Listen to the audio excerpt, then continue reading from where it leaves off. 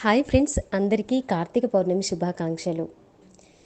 నా ఛానల్ని సబ్స్క్రైబ్ చేసి నన్ను ఎంకరేజ్ చేస్తున్న ప్రతి ఒక్కరికి పేరు పేరున ధన్యవాదాలు. అలాగే ఇంకెవరైనా సబ్స్క్రైబ్ చేసుకుని వారు ఉంటే please subscribe my channel.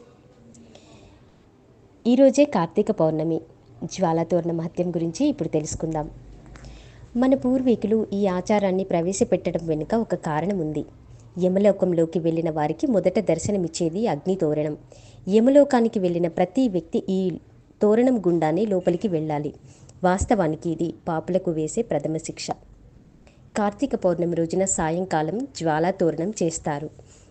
Karthika మాసంలో అత్యంత విశిష్టమైన అంశం జ్వాలాతోరణం. ఏ ఇతర మాసంలోనూ ఇలాంటి ఆచారం మనకు కనబడదు. కార్తీక పౌర్ణమి నాడు శివాలయాల ముందు 2 కర్రలు నిలువుగా పాతి ఒక కర్రను వాటికి అడ్డంగా పెడతారు. అడ్డంగా పెట్టిన కర్రకు కొత్త గడ్డిని తీసుకువచ్చి చుడతారు. దీనికి యమద్వారం అని పేరు కూడా ఉంది. ఈ నిర్మాణంపై నెయ్యి పోసి మంట పెడతారు. ఆ మంట క్రింది నుంచి పరమేశ్వరుని పల్లకిలో అటు ఇటు 3 సార్లు ఊరేగిస్తారు. శ్రీనాథుడు ద్రాక్షారామంలో జరిగే జ్వాలాతోరణ మహోత్సవాన్ని భీమేశ్వర పురాణంలో వర్ణిస్తూ, కార్తీక వేళ భీమశంకరుని నగరమందు దూరనెవ్వాడు చిచ్చెర తోరణంబు వాడు దూరడు ప్రాణ నిర్వాణ వేళ ఘోర భీకర యమద్వార తోరణంబు అంటాడు. మన పూర్వీకులు ఈ ఆచారాన్ని ప్రవేశపెట్టడం వెనుక ఒక కారణం ఉంది. యమలోకంలోకి వెళ్ళిన వారికి మొదట దర్శనమిచ్చేది అగ్ని తోరణం. యమలోకానికి వెళ్ళిన ప్రతి వ్యక్తి ఈ తోరణం గుండానే లోపలికి వెళ్ళాలి. వాస్తవానికి ఇది పాపులకు వేసే ప్రథమ శిక్ష.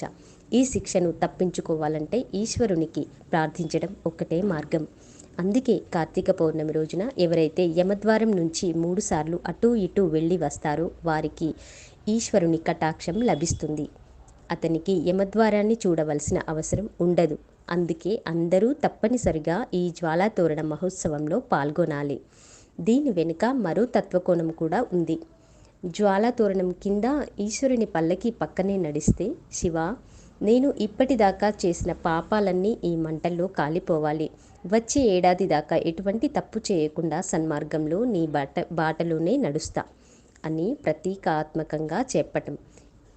ఆ జ్వాలాతోరణం కాలిపోగా మిగిలిన గడ్డిని తీసుకువచ్చి ఇంటి చూరులోనో గడ్డివాంలోనో ధాన్యాగారంలోనూ పెడతారు. అది ఉన్న చోట భూత ప్రేత గురభూతాలు ఇంటిలోకి రావని, ఈ గడ్డి ఎక్కడ ఉంటే అక్కడ సుఖశాంతులు కలుగుతాయని నమ్మకం. ఓం నమ శివాయ.